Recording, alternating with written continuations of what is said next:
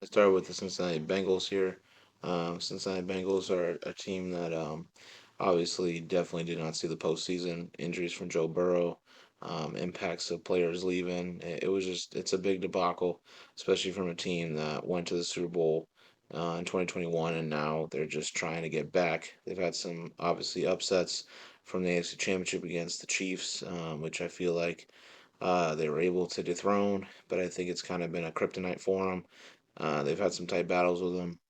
Overall, they're in the midst of having to be in a really tough conference with some really elite QBs, and they've been able to, at least Joe Burrow has been able to beat teams like the Bills repeatedly, and it just seems like a team that's there for getting that Super Bowl trophy, but they're also so far away in ways that it's kind of sad, obviously, for the fan base. They're just wanting one, especially not being able to have one at all in the history of their team. So the Bengals are a team that definitely deserves to, you know, I'm sure step up and get that. Obviously, as a division rival, you never want to see them succeed.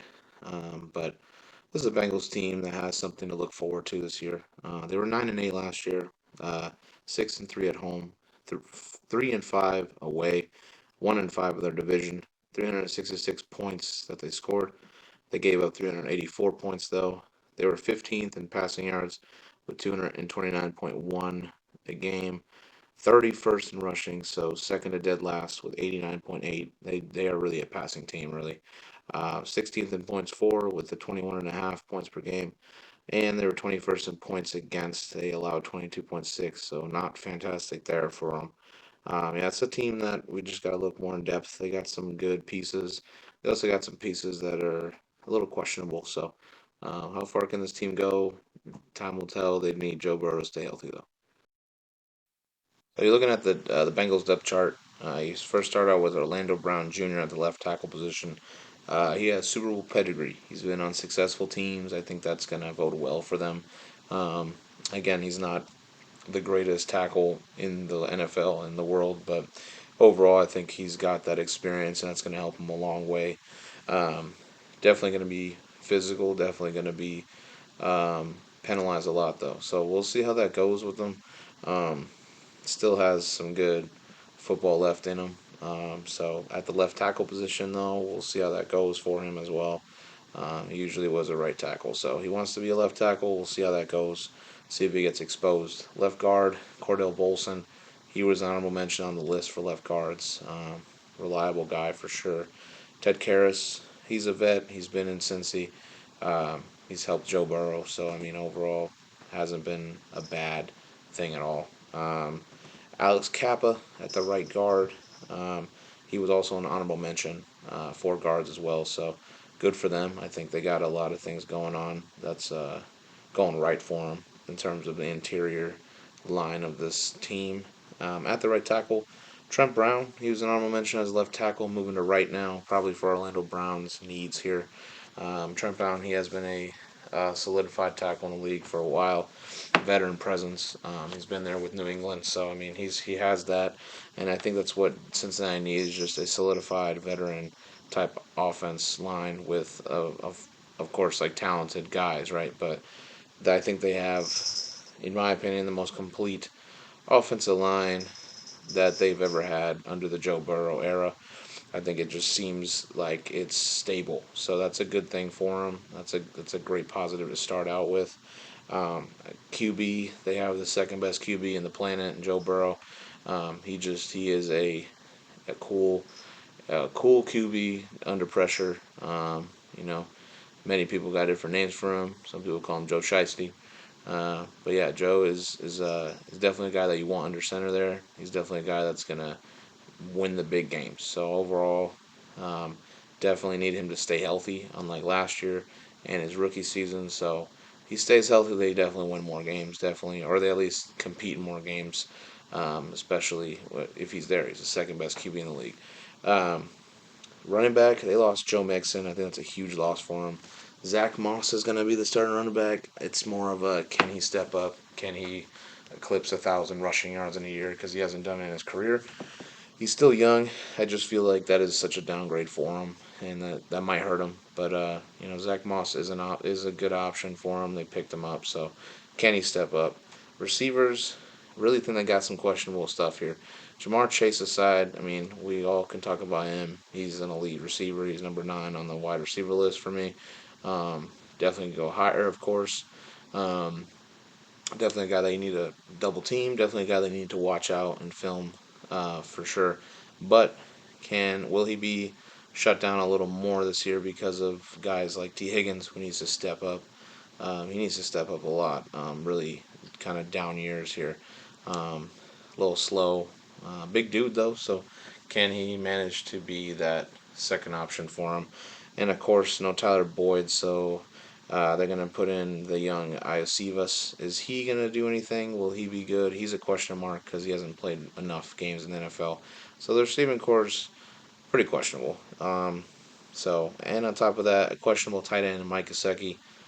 He's had great years, and then he's just had just terrible weird years. Maybe it's because of the system; they didn't throw him the ball enough. But Mike Gesicki, very inconsistent kind of guy the past couple of years. So can he step up and become a bigger target? I feel like Joe Burrow will use him more for sure. So still a question mark in my book. You look at the defensive side of the football. They run a 4-3 base. They got Sam Hubbard, who's been in the league for a while. Can he step up more with his numbers? I think he's been okay. He's an RI DN, but he is not elite at all. He's not a superstar. So can he step up, get bigger numbers, maybe more sacks in there, be uh, more of a game wrecker? At the D tackles, they got Sheldon Rankins, who's a little slow. Still, he brings some leadership in there. Is a good run stuffer. BJ Hill, he's solid. Had a solid year this year. So overall, he needs to be looked at as well. I think they have an okay D tackle um, type of room there. And of course, DN, the superstar himself, number 5 in the list, Trey Hendrickson. He's been amazing, dude. He has been amazing. Um, 17 and a half sacks, I believe, was this past year. It's insane. Yeah, he got it done, man. Great pass rusher, exactly what they need. They just need the other guys to step up there. At the linebacker position, it's okay. Logan Wilson was an honorable mention, an outside linebacker. He had a great year. He was a tackling machine. Jermaine Pratt, he was an honorable mention. He was a tackling machine. He did a lot of great things for this defense. He was kind of being a leader there, so that's a good thing for him. And then you got the other outside, which is Davis Gaither, who's a question mark. Hasn't played enough football. What is he going to do? Is he even going to be good enough to be uh, playing in the NFL? I don't know. There's just a lot of questions with this guy. We'll see how it goes. With the corners, I think they got interesting corners here. Cam Taylor Britt, a lot of upside, really young, playmaker, ball hawk. Definitely can be super special for him. At the other side, they have Dax Hill, who moved from free safety. He was an honorable mention at free safety to now a corner.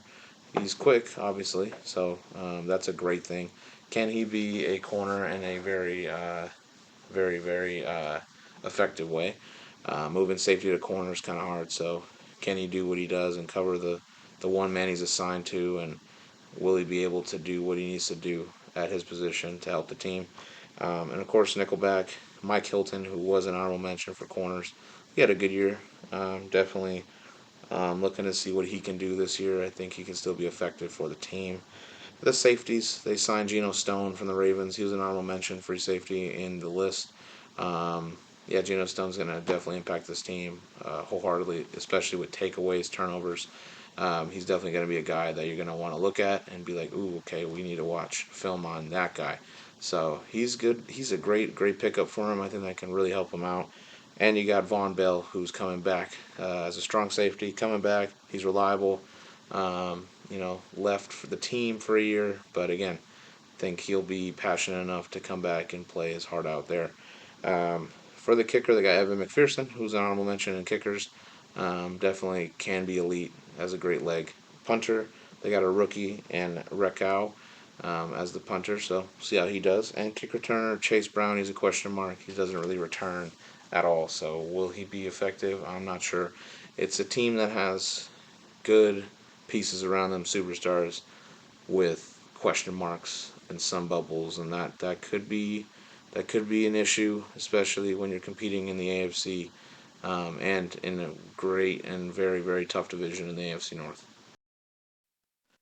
Okay, when looking at the Bengals schedule, green arrows are wins. Let's just look at the schedule real quick for the Bengals. Well, first of all, this is a team that's going to start out nicely with that win against New England. New England's probably going to be the worst team in the league unless I see otherwise in the videos and the depth charts that I see. But they're going to get that win. Cincinnati should be able to win that game easily. They go against Kansas City. I really do feel like those are always good and close games. I just feel like Joe Burrow's injury, he's going to come back. I just feel like the Kansas City Chiefs are just going to keep riding the wave of being a dynasty team, and it's Mahomes versus Burrow again. It's always fun to watch that, but yeah, I think at the end of the day, Chiefs are going to win that. They're going to come home, play the Commanders. I think they'll beat the Commanders. Then they'll go at Carolina, beat them. After that, they'll play Baltimore and Cincy. I do believe they will beat Baltimore and Cincy, even though that's going to be a uh, tough, gritty game. I do believe Cincinnati edges them there. Go to New York. I think they get shocked. It's a little bit of an upset for them. A little bit of a uh, like a awaken kind of thing for them, and they can understand, hey, like, not every game, we got to take every game seriously. Not every game is going to be so easy or handed to us. Um, they will definitely beat Cleveland in Cleveland. I just feel like sometimes I've seen Cleveland get one in Cincy, Cincy get one in Cleveland. Cleveland's definitely had some success against Cincinnati, but I believe they will get that win there first. Then they'll play the Eagles. I do believe they will beat the Eagles in Cincinnati. I think that's a huge test for them. I think they'll beat that test and they'll win. Um, Play the Raiders again at home. They'll beat the Raiders. They're just a better team. Go to Baltimore. I think they'll lose in Baltimore. It's just always a tough test in Baltimore in that stadium. Those fans and that scenery in general, it's tough. Then they'll go to the Chargers, play LA. I think they'll lose to LA Chargers. I think the Chargers need a little bit more credit. They do have some good pieces there. Go to Pittsburgh and play Pittsburgh, or not go to Pittsburgh, go to Cincinnati and play Pittsburgh. They will beat Pittsburgh in Cincinnati. They've had success with them before. Go to Dallas. I think they will lose to Dallas. Go to Tennessee. I think they'll beat Tennessee. Then they'll lose the game versus Cleveland and Cincinnati. I think, like I said, they'll split that. Go to and play Denver and Cincinnati. They'll beat Denver. And then finally, to end the season, they will go to Pittsburgh. They'll split that series. So overall, their record to me is 10-7, which is not bad. It's a playoff record. I do believe they have a chance at it. I do believe they can make it. So overall, they got some upsides, just some questionable players that I do not know much about, and that's going to come with time and with the season.